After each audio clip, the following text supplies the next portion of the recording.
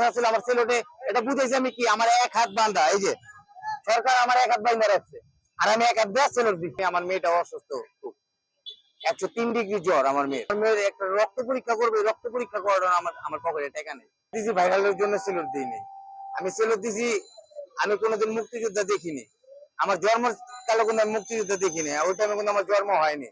আমি সেদিনকে দেখছি হলো মুক্তিযোদ্ধা, সেই জন্য মুক্তিযোদ্ধাকে আমি একটা সেলুট দিছি। আমি এই সেলুটটাতে বুঝাইছি আমার এই সেলুটে বাংলার মানুষ, বাংলার জনগণ, আমার ছাত্র ভাইদের জন্য আসেন, ছাত্র ভাইদের জন্য আসেন, আপনারা আন্দোলনের শরিক হন, আমার এই সেলুটে আমি বুঝাইছি।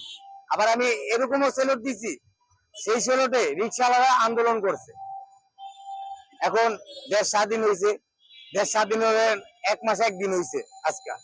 আমার ভাইয়েরা কালকা বিজয় উল্লাস করছে, কালকে আমারও থাকানোর ইচ্ছা ছিল, তবে আমি থাকতে পারিনি, আমার মেয়েটা অসুস্থ খুব।